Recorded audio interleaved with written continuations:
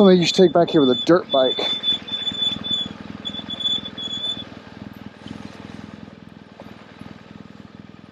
So at this point, we're just going to be bushwhacking it.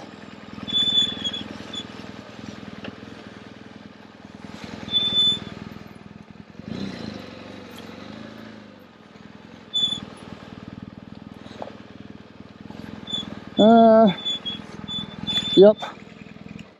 Dead end. Well, let's go ahead and turn the other way. We'll get to this video eventually, I promise.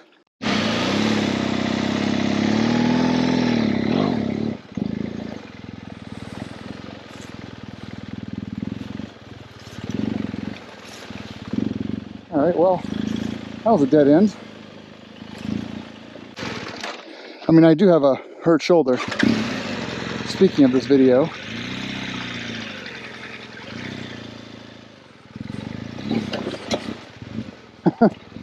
All right, we're getting into bog now, so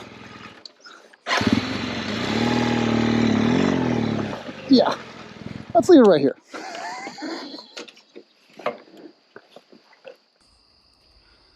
I'm playing with the new DJI Osmo 5, by the way.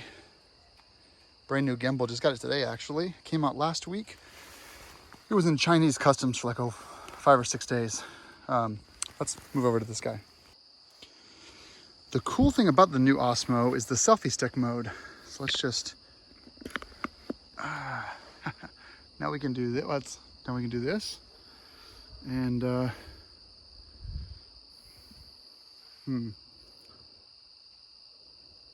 it's not gonna quite lock on me, I guess.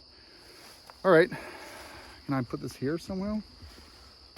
That's probably like a whole body mode. GS Trophy Qualifier 2022, East Coast, USA, at the Performance Center down in Greer, South Carolina. Before I start, there is a, if you go to, I think it's revue.adamchandler.me, you can read my newsletter post about it. I go into pretty big detail there with a lot more pictures of the actual qualifier. By now, you would have already seen the video that I posted of the qualifier. Well, 40 men, 5 women, top 3 men and top 2 female win the East Coast. And then they're scored, the finals are scored identically. And so therefore, when Rawhide has their qualifier in October, then so hopefully, you know, the top men and top women become Team USA, and it's fair. They really put a lot of effort into making sure that it was fair between both coasts. So of the 40 men, 15 went on to semifinals, and I think 5 went on to finals. I did not make it to semifinals. So of 40 men on the East Coast, I was in the bottom 25? No. 10? I don't know. I was in the top 15. Yeah, top 15, bottom 15. I was kicked out. Sorry, I didn't go to high school. I went to high school barely. Anyway, so I was not in the top 15 and was sent home. I won't go into the scoring here. I want to wait till the West Coast does their thing. But what I will say is that the way this was all organized, make sure this is all still filming. Yeah. The way this was all organized is that there were 20 challenges for us in order to make it to semifinals. And every single one of the challenges had something about it that was going to be very hard for someone. So what I mean by that is, like, if you were a fantastic on-road rider, such as the 2 police officers that are motorcycle riding cops that made it to the finals and they made the top 3, those 2 guys, probably exceptional on-road skills. So all the challenges you see in that video, they probably did flawlessly at. They also would have had to do pretty well off-road. But it's not just that. There is, and I do a pie chart thing, but basically you've got low speed, balance, clutch control and throttle control, rear brake, standing, sitting, body position, teamwork, strength, stamina, creative problem solving, and being able to listen to and execute on the rules presented to you. You know, everyone everyone has a weakness, and if you have a weakness as a GS rider, they were going to find it. And I thought that was fantastic. I like the fact that, you know, I can't think of anyone that would be able to ace every one of those. And I think everyone got a DNF on at least something. I'm going to go as far as to guess that probably 5 of the 20 challenges, everyone DNF'd 5 of them. Not that they were 5 hard ones. There were 5 that I think everyone would have had a problem with, no matter what kind of riding background you have. So for me, I had a problem with on-road, tight, full lock turns. I DNF'd all those. I probably DNF'd one of the obstacle courses for a rule I didn't know existed until afterwards. Well, someone told me the rule after the challenges were done. And then I also DNF'd a balance exercise where you have to collect playing cards. I DNF'd for that one. It's on the video. I admit to failing it on video. I just stopped and quit because I knew I'd already failed. What made the... Oh, and so one exercise I ended up falling right on my shoulder. There's a video of that, of course, as well. I can't sleep on my right side right now. I have full range of motion, but it's hurting pretty badly every day. And so I just got x-rays done today. I'll probably end up getting MRI done as well. But they said, the doctor told me that I'm probably fine, but I may have a fracture. They're not quite sure. Given what I told them, that I'm still sore after almost 2 weeks. You know, that I should be recovering if it's a muscle strain.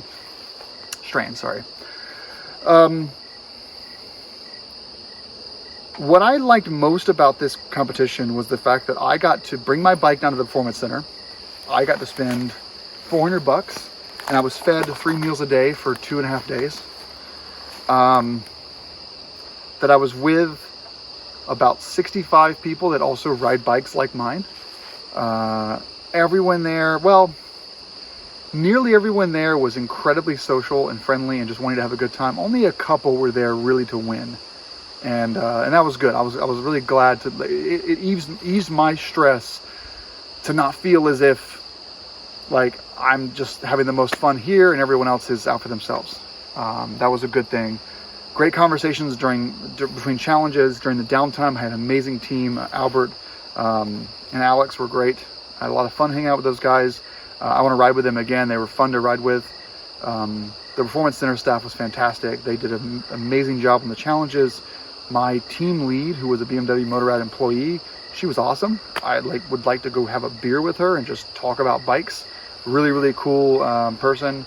I kind of came away from this feeling like competition is not my thing, and the kind of riding we had to do to qualify was not my kind of riding. I ride stuff like this, you know, loose terrain, shit everywhere, mud, off camber, ruts, shit like this. The challenges were, okay, cool, I'm glad you like riding this. Now, go over here and do a 180 rooster turn with your 1 foot down. Or stop and do this thing real quick and then start again and don't touch the ground. Or do figure eights in this. And those are definitely skills that I should have. But I started riding in 2016. And while I love riding this kind of terrain, I would not want to spend a couple of days out in the mosquitoes and the heat trying the things that would earn me, you know, let's assume I'm bottom 5 people, right? I'm 35th out of 40th. You know, I don't know if I want to go through what I did this year, which was skipping travel and skipping events and just going to trainings just to be able to get 5 points higher next year, 5 places higher. I actually want to go back in 2 years when they do it again, hopefully in South Carolina, and bring my camera and photograph all of the really talented people. I want to be a photographer at these events because it was a cool opportunity to take pictures of some GSs doing some really cool shit. And I'm not really the kind of person that that is like, if I can go to Albania on my own and rent a bike. I don't need BMW to send me. And And I may have more fun on my bike by myself in Albania than, doing that whole get up early in the morning, go to a challenge, wait for all the teams to go through it, ride the bike for 10 minutes, and then get on the bikes and head back. Like, I don't want to do a whole thing like that. Especially when you look at other teams globally. I mean, like South Africa, amazing. And so I don't know if I don't want to be the best rider in the USA and then still get our asses kicked by South Africa. They've perfected the art of qualifying for the GS Trophy. But I would love to just like go back to Greer or go to Rawhide and just capture it, because that would have been fun. I'm obviously disappointed in myself for not making the semifinals. From what I saw from semifinals and finals, they were easier than the challenges cumulatively. All 20 challenges together were harder than what they had the guys doing in semifinals and finals. I know for a fact, though, I would not have done well in the semifinals and finals, but I would have liked to have ridden that. Like, I would have liked to have had them say, we're going to do an hour and 2 hours of semifinals and finals. After we're done, all of you, if you want to, can just run these yourselves and just have fun and play around. I would have liked to do that. Instead, I had a 18-hour drive home. So after I got disqualified, I got in the truck and went home. And that's not because I was a sore loser. It's just because I really wanted to get home. That was going to be 6 more hours of stuff going on where I could have been, 6 hours north of Greer. So yeah, I hurt myself a little bit. I dropped the bike maybe 3 or 4 times. I didn't drop the bike. Dropping the bike was worth more than dabbing. So I dropped the bike the least. The injury, which you'll see, we were riding up some stairs, some rail tie stairs onto a little culvert drainage thing. Then you've got to jump off of that. And when I dumped the clutch, it stalled, and I just tumbled from like 6 feet in the air on top of my bike, but also being 6 feet in the air in general, landing right on my shoulder. I finished the exercise. I later heard, not confirmed, I heard that I asked them, can I please skip this one and go to the next 3 in the obstacle in this challenge? And they said, that's up to you. And I'm like, fuck. Because then later I'm like, that was a DNF, wasn't it? And someone hinted to me that it was. And like, I get frustrated because I'm the kind of person that's not a quitter. I would have gotten my ass back on the bike and done that exercise again. Now, I would have dabbed and done a bunch of more stuff, but to spend a whole other minute on that course, there were 2 courses actually where I really struggled, and I pulled myself up and finished them. And I'm happy to have done that.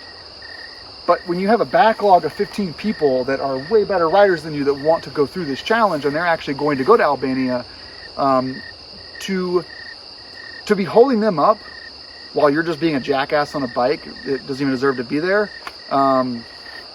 If I would have liked like a red card or something that just says like, hey, just so you know, you can keep going. We're not going to stop you. You're on the course, but you've got 0 points. Like I would have liked for them to have said, hey, bub, whatever you want to do, but this is a 0. Because I had heard later that so many errors cumulatively ends up being a 0. So even if you're only done with stage 1 of the course, you may have already zeroed out and there's no redeeming yourself. And that frustrated me because I wasted a bunch of people's time,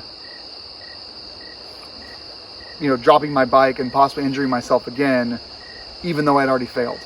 Because I can go home and do that shit in my backyard. I can run back here and play around back here behind my house. I don't need to, I have the woods. I have all of Canada and Maine behind me. I don't need to be here holding up qualified people. So that for me was kind of a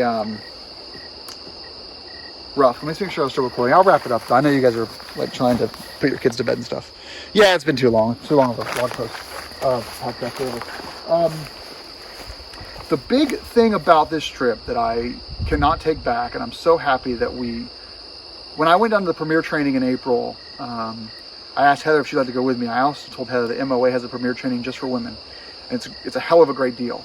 And she's like, no, I'm not comfortable. She's always the kind of person that really wants to like see someone else do it first, and then she's okay with it, but she doesn't want to be the first person to jump off the cliff. Nothing wrong with that, just personality. One of my motives, my alternative motive here was that Heather would go with me. She'd volunteer to run with the challenge. She did an amazing job at it. She had the most tough challenge of everyone, which was kind of funny to see her like completely marking people zero. But she, by talking to some of the performance center instructors, talking to some of the women that have done women's training there, and by seeing the challenges herself when she wasn't running the course herself, she's like, I want to come back and do the women's only training. And she's like, can we get a skid plate for my 750? Because I want to start practicing some of the stuff that you're doing behind the house. And like, maybe I'll go back in 2 years and try for myself. And like, I'm excited to just put her bike in the back of the truck and go back in 2 years and have her try it and me photograph her, like, or me run a challenge. That sounds fun. So I hope that she is serious. It doesn't matter. I don't push. It's her hobby. But it'd be cool if she was serious and actually did that. I would love to see her compete, and, you know, it'd be a good moment for her to take that on and do that. So we're at 15 minutes probably. I'm going to turn this bike around. It's very wet right now. Fall is almost here. The MOA getaway at Sugar Bush, Vermont is next week in Warren. Then I'm taking a week off to ride the Husky around the woods, because I haven't ridden the Husky since July. And then I'm getting married after that. So there's not really a lot of weekends left to go on. I'll make this a separate vlog, but I have not done a trip for myself this year, and that really sucks. I kind of screwed up this year. I went to a lot of rallies. I did a lot for the MOA and the MOV. I did a lot of board meetings. I did a lot of meetings and committees and travel for other motorcycle things. But I didn't just hop on my bike with a dry bag and go into the woods and camp, and that sucks. So I need to do something about that. I don't know when, because after we get married, we're going to the Bay Area for a couple of weeks. And then, I don't know. Just throwing it out there. I want to go camping. All right, guys. Thanks for watching. Thank you, Performance Center. All the volunteers, the employees. Thank you. That was a really fun GS trophy. I had a blast. Rosie did fantastic. Go watch the video. It's 44 minutes long. I'm sorry. But scrub around, get some laughs, and have a good day. Bye, everyone. This is a pretty cool little thing here. Got a little selfie stick. I can hold this out here. Oh, there we go. Yeah, you can I can hold it pretty far away from my face. Oh, the mosquitoes are starting to find me. Oh, isn't that like a great picture photo though? Yeah, it's great up here. I love it. We got the moon out. iPhone 13 Pro gets here next week with the 3X lens. So this is the 2X, the 12 Pro, the 11 Pro, and we're gonna have a 13 Pro coming in soon. It'll be, this picture will look much better. So, all right, guys, rock on. Be safe. Take care.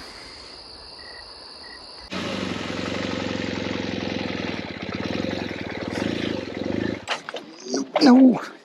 Oh shit, that's bad. That's bad.